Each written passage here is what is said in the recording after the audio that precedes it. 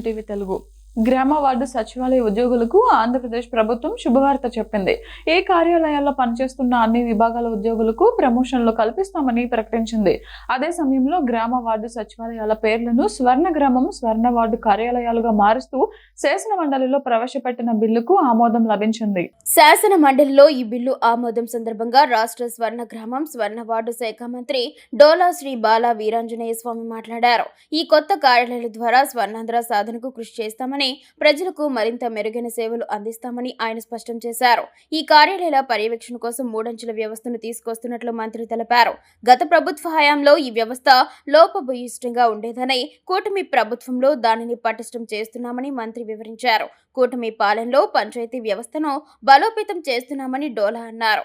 గత వైసీపీ ప్రభుత్వం పంచాయతీలకు రావాల్సిన ఆర్థిక సంఘం నిధులను దారి మళ్లించిందని ఆరోపించారు. తాము ఆ నిధులను విడుదల చేశామని తెలిపారు.